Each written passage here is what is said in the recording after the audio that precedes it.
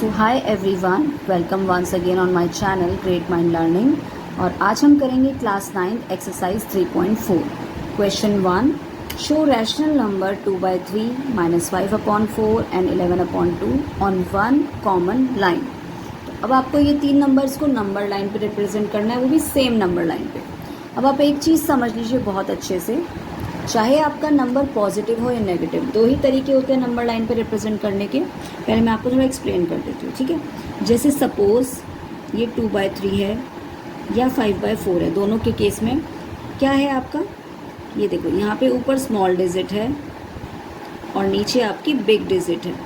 जब भी ऐसे कोई भी नंबर हो, रैशनल नंबर जो स्मॉल ऊपर हो और नीचे बिग हो, तब आपका नंबर हमेशा then the number will always come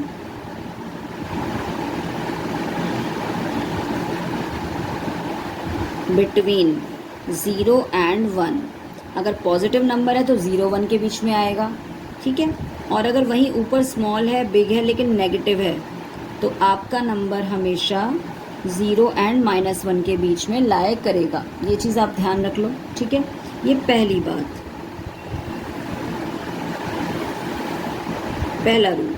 second rule क्या है कि सपोज अगर ऊपर बिग डिजिट है और नीचे स्मॉल डिजिट है, तब क्या होगा। जैसे कि आपका ये वाला क्वेश्चन है ना, सॉरी ये इसमें नहीं जाया करेगा, ये इसमें ही आएगा, ठीक है। 11/2 है या फिर -/4। इन दोनों केसेस में आपकी ऊपर बिगर डिजिट है और नीचे स्मॉल है, तब क्या करेंगे आप। तो पहला स्टेप आपका रहेगा डिवाइड। आप नंबर को कर दोगे डिवाइड और उसके बाद जो आपका आएगा मिक्स फ्रैक्शन। डिवाइड के बाद आपका आंसर आ जाएगा मिक्स फ्रैक्शन में, ठीक है। अब मिक्स फ्रैक्शन के बाद जो आपका नंबर आएगा, ठीक है, तो वो आपका मिक्स फ्रैक्शन वो नंबर जो आया है और उसका नेक्स्ट नंबर, उन दोनों के बीच में लाए करेगा। अब मैं इसको थोड़ा समझा देती हूँ आपको क्वेश्चन के थ्रू, ताकि आपको क्लैरिटी हो जाए। तो हम फर्स्ट नंबर अपना ले लेते हैं 2/3, ठीक है। 2/3 को हमें नंबर लाइन पे रिप्रेजेंट करना है। जैसा कि मैंने बताया कि ऊपर अगर स्मॉल डिजिट है और नीचे बिगर है, तो ये हमें कंफर्म है कि वो 0 से 1 के बीच में आएगा। हमने ये नंबर लाइन ले ली अपनी, ठीक है। यहाँ हमारा 0 है, यहाँ 1 है, यहाँ -1, ठीक है। वो हमने वैसे ही शो कर दिया है, बट क्योंकि नंबर हमारा पॉजिटिव है तो हमें पता है वो 0 से 1 के बीच में लाया करेगा। अब कैसे लाया करेगा, आप डिनोमिनेटर को चेक करो, ठीक है। जितने नंबर हैं वहाँ पे उतने टोटल आपको पार्ट्स करने हैं 0 से 1 के बीच में। तो आप इसको स्टार्ट करोगे 1 2 3, ये 3 पार्ट्स हो गए हमारे, 1 पार्ट 2 पार्ट 3 पार्ट, 3 पार्ट कर दिए हमने। अब इन नंबर्स को कैसे लिखोगे, पहला 0 से है तो 0, तीसरे में से 0 हिस्सा है, ये 3 में से पहला हिस्सा है, ये 3 में से दूसरा हिस्सा और ये 3 में से तीसरा हिस्सा। जिसको आप काटोगे तो वो आएगा आपका 1 के इक्वल, ठीक है। अब आपको कौन सा नंबर रिप्रेजेंट करना है, 2/3। तो यही आपका हो गया नंबर लाइन पर 2/3। आई होप आपको समझ में आया होगा कि जब भी ऊपर कोई छोटा हो और नीचे बड़ा हो तो सिंपल तरीका होता है, या तो वो 0 से 1 के बीच में लाया करेगा, और अगर वो नेगेटिव है तो 0 से -1 के बीच में लाया करेगा, ठीक है। अब आ जाओ आप नेक्स्ट क्वेश्चन। इसका सेकंड पार्ट क्या है इसका, -5/4। जब आपका ऊपर बिग डिजिट है और नीचे स्मॉल है, तब उस केस में हम क्या करेंगे, मैंने आपको क्या बताया, सबसे पहले हम करेंगे उसको डिवाइड। तो आप इसको डिवाइड कर दो, 4 1 4, ठीक है। अब मिक्स फॉर्म में कैसे लिखा जाता है, ये आपका क्वोशंट होता है, ये रिमाइंडर होता है, ये डिवाइजर। मिक्स फॉर्म लिखने का तरीका होता है पहले क्वोशंट, रिमाइंडर अपॉन में डिवाइजर, ठीक है। तो अब क्योंकि ये नेगेटिव है तो नेगेटिव में हम लिख देंगे, सबसे पहले आपका क्वोशंट क्या है 1, रिमाइंडर में कितना है 1 और डिवाइजर कितना है 4, ठीक है। आपका ये नंबर आ चुका है जो नेगेटिव है, क्योंकि क्वेश्चन ही आपका नेगेटिव था। अब आपको जो नंबर लाए करना है, आप इस फ्रैक्शन के हिसाब से अपने नंबर लाइन ड्रॉ करोगे, लेकिन आपका नंबर किस किस के बीच में आएगा, -1 और इससे नेक्स्ट नंबर क्या है -2, यानी कि -1 के बाद अगर आप नेगेटिव साइड पे चलोगे इस तरह से। देखो ये 0 है, ये -1 पे पहुँचे। इसके बाद नेक्स्ट नंबर क्या होगा 1 से आगे? -2। तो ये जो आपका नंबर है -1 और -2 के बीच में लाए करेगा। अब आपको कैसे? सेम वही। चलो देखो इतना हमें समझ में आ गया, -1 और -2 के बीच में हमें पार्ट करने हैं। टोटल कितने पार्ट करने हैं? 4। तो शुरुआत होगी यहाँ से 1 2 3 4, ठीक है। जहाँ नंबर खत्म होता है वो ऑलरेडी लाइन डली होती है। तो अब पहला नंबर होता है 0 हमेशा। हमने टोटल इससे किए 4 में से पहला 0, फिर 1/4, 2/4, 3/4 और 4/4। अब क्योंकि मिक्स में था तो इसके आगे सबके आगे 1 लगा दीजिए। -1 -1 -1 -1 -1। ये नंबर शो हो गया। अब आपका कौन सा नंबर है? -1 साइड में और 1/4। तो ये कौन सा नंबर है? ये वाला। तो ये आपका नंबर शो हो गया। ठीक है, क्लियर हुआ कुछ हद तक आपको? आई होप समझ में आ रहा होगा आपको। ठीक है, अब इसी का हम थर्ड पार्ट चेक कर लेते हैं। थर्ड पार्ट भी सेम है हमारे लिए। ऊपर बिग डिजिट है, नीचे स्मॉल, लेकिन अब की बार आपका पॉजिटिव में है। ठीक है, सेम वही है कि ऊपर बिग डिजिट है, नीचे स्मॉल है। तो आप सबसे पहले क्या करोगे? डिवाइड। ये आपका रिमाइंडर है, ये क्वेश्चन है, लिखने का तरीका आपको पता है। तो आपका 5 बार आ गया 1/2। अब इससे क्या समझ में आया? अभी मैंने क्या समझाया कि ये नंबर आपको क्या सिग्निफाई कर रहा है कि आपका जो नंबर है किस किस के बीच में लाया करेगा? 5 और इससे नेक्स्ट नंबर क्या है इसका? 6। यानी कि 5 और 6 के बीच में हमें कितने पार्ट करने हैं? टोटल 2 और हाफ को रिप्रेजेंट करना। ठीक है, तो ये हो गई आपकी 0। अब 0 नहीं भी करें अगर आप, क्योंकि अब नंबर लाइन काफ़ी बड़ी हो जाएगी। 0 1, थोड़ा हमें इधर से बनाना पड़ेगा इसको। ठीक है, 0 1 2 3 4 5 6। इस तरह से अगर हम नंबर लाइन बनाएं तो अब हमारा नंबर कहाँ लाया करेगा? 5 और 6 के बीच में। अब 5 और 6 आपका जो पहला नंबर है वो सिर्फ ये इंडिकेट करता है कि आपका जो नंबर है वो किस किस के बीच में लाया करेगा। तो 5 और 6 के बीच में। अब पार्ट कितने करने हैं? 2। ठीक है, तो 5 से शुरुआत करनी है। तो 1 और 2 दो हिस्से कर दिए हमने। आपको पता है शुरुआत हम 0 से करते हैं। 1/2 2/2 और सबके आगे क्या लग जाएगा? 5 5 5। आपका कौन सा नंबर है? ये वाला।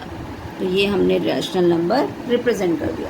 और आप चाहो तो इसको सेम लाइन पे भी कर सकते हो। मैंने आपको समझाने के लिए ये अलग अलग लाइन पे रिप्रेजेंट करके दिखाया आपको। ठीक है, now see question 2। Identify 3 different rational number that lie between 1/2 and 1/4। तो आपको इन दो फ्रैक्शन नंबर के बीच में बाकी नंबर निकालने हैं, 3 नंबर। ठीक है, तो इसका तरीका क्या होता है? इसका तरीका होता है सबसे पहले हम डिनोमिनेटर को सेम बनाते हैं। तो सेम बनाने के लिए आपको पता है हमें क्या करना होता है। यहाँ पे 4 है, यहाँ पे 2, तो 2 को 4 हम आसानी से बना सकते हैं, यानी कि ऊपर और नीचे 2 से मल्टीप्लाई करके।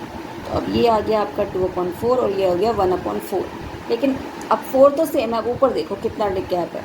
2 और 1 के बीच में तो ज़रा भी गैप नहीं है, 1 के बाद जस्ट 2 आता है ना। तो अब इस नंबर को यानी कि हमें थोड़ा इंक्रीज़ करना पड़ेगा। तो उसके लिए हम क्या करते हैं? अगर हमसे 3 नंबर पूछें, ठीक है, तो आप कोशिश करो 4 से ऊपर नीचे मल्टीप्लाई कर दो। ठीक है, जितने भी पूछो, आपसे 2 पूछो तो 3 से ऊपर नीचे मल्टीप्लाई कर दो। पहला रूल रहेगा डिनोमिनेटर को सेम बना दो। सेम बन गए जी। अब हम क्या करेंगे? ऊपर नीचे हम इसको 3 से, 3 पूछा है तो 4 से मल्टीप्लाई कर देंगे। ठीक है, सिंपल। अब आपका नंबर क्या बढ़ गया? 4 2 = 8, 4 4 = 16। देखो अब नंबर्स के बीच में काफ़ी गैप आ चुका है। अब अगर आप देखो तो 8/16 और 4/16 के बीच में काफ़ी नंबर लाया करते हैं। जैसे कौन कौन से नंबर लाया करेंगे? देखो जैसे 8 16 तो आपको पता है सेम ही रहेगा, है ना। 7 आ जाएगा, 6 आ जाएगा, 5 आ जाएगा। आप कोई भी 3 नंबर लिख सकते हो। ठीक है, तो 4 के बाद 5 6 7 8, तो आपके 3 नंबर आ गए। यानी कि जितने नंबर पूछे हैं उसमें एक बढ़ा के ऊपर नीचे मल्टीप्लाई कर दोगे तो आपको बीच के नंबर पूछे हैं जितने, वो आपके मिल जाएंगे। ठीक है, नेक्स्ट क्वेश्चन है सिंप्लीफाई। आप ऑलरेडी सीख के आए हो, प्लस ये तो बहुत ही सिंपल है। हम इसको थोड़ा शॉर्ट में और 1 लाइन में करने की कोशिश करेंगे। अब क्या आप मुझे बता सकते हो 4 और 12 का एलसीएम क्या होगा? बहुत आसान है। अगर एलसीएम हमें निकालना नहीं भी आता तो भी हमें पता है डिनोमिनेटर को हमें सेम बनाना होता है। तो क्या हम 4 को 12 बना सकते हैं? बिल्कुल बना सकते हैं। तो किससे मल्टीप्लाई करना पड़ेगा? 3 से। 4 3 ज़ा 12। अगर मैंने डिनोमिनेटर को 3 से किया तो क्या मुझे न्यूमरेटर को भी करना पड़ेगा? जी हाँ, बिल्कुल करना पड़ेगा। तो अब आपकी डिजिट्स क्या बन गई हैं? 3 1 ज़ा 3, 4 3 ज़ा 12। ठीक है, अब देखो नीचे 12 आ चुका है। अब ऊपर आपको क्या करना पड़ता है ऑपरेशन के हिसाब से? प्लस माइनस माइनस होता है, तो 5 में से 3 गया 2, और डिजिट कौन सी बड़ी है? बिगर, प्लस की, तो इसीलिए आंसर में भी प्लस। अब अगर आपका ये सिंप्लीफाई हो रहा है और तो आप उसको कट कर सकते हो, जैसे 2 1 ज़ा 2, 2 6 ज़ा 12। तो अब आपका फाइनल आंसर क्या आ चुका है इसमें? 1/6।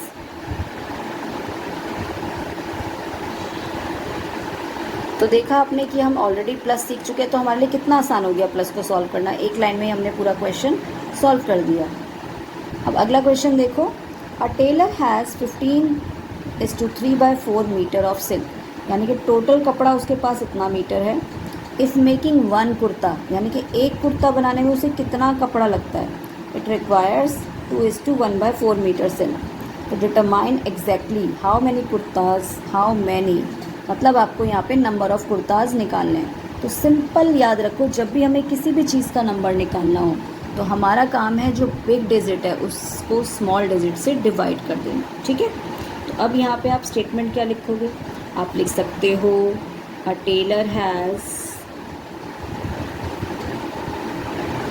क्लोथ, कितना क्लोथ है उसके पास? 15:3/4 मीटर। इसको आप साथ के साथ मिक्स फॉर्म को सॉल्व कर लो। सॉल्व करने का तरीका आप सबको आता है। 15 4 ज़ा 60, इन दोनों को हम मल्टीप्लाई करते हैं। जो भी आता है उसमें आपको न्यूमरेटर प्लस करना होता है। 15 4 ज़ा 60, 60 में जब हमने 3 प्लस किया तो 63/4। इसका तरीका मैं देख देती, यहाँ डाल देती हूँ आपका। दोनों को मल्टीप्लाई करते हैं, फिर उसमें न्यूमरेटर को जोड़ते हैं और नीचे वाला एज इट इज़। ये तरीका होता है मिक्स फॉर्म को खोलने का। ठीक है, चलिए अब टेलर के पास टोटल क्लोथ आ गया हमें कितना है। अब हम आगे बात करते हैं कि 1 कुर्ता रिक्वायर, एक कुर्ते के लिए कितना रिक्वायर है cloth?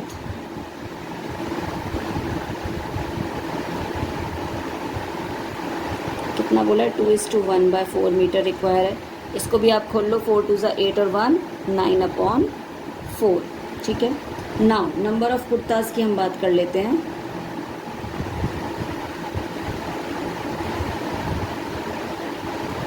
Can be made out of this, कैसे करेंगे?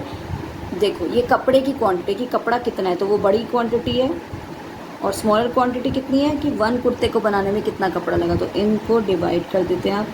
डिवाइड भी हम ऑलरेडी सीख के आए हैं। हम क्या करते हैं, पहला नंबर हम एज इट इज़ रखते हैं, डिवाइड की जगह मल्टीप्लाई आ जाता है, और फिर आपका जो सेकेंड डिजिट है वो हो जाता है रेसिप्रोकल। अब आप कट करना स्टार्ट करो। तो अगर आप देखोगे कि 4 से 4 कट जाता है बहुत आसानी से, और 9 का अगर टेबल आपको आता है तो बिल्कुल आना भी चाहिए। 9 1 ज़ा 9 7 ज़ा 63।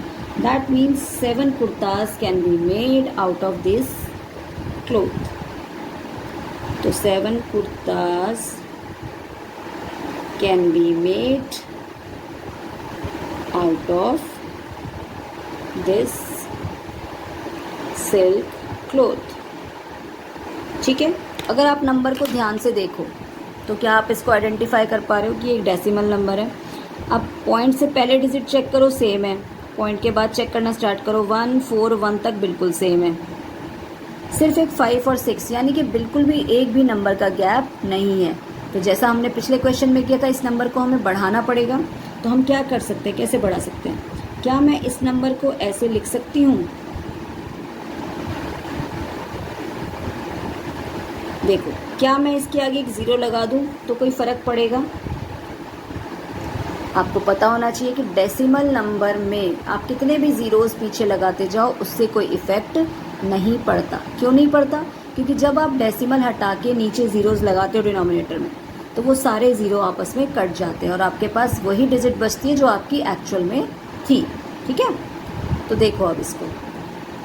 अब अगर मैं देखूँ, यहाँ तक बिल्कुल सेम है, 3.141 यहाँ तक सेम है। तो अब अगर मैं लास्ट डिजिट को देखूँ तो ये बन गई 50 और ये बन गई 60।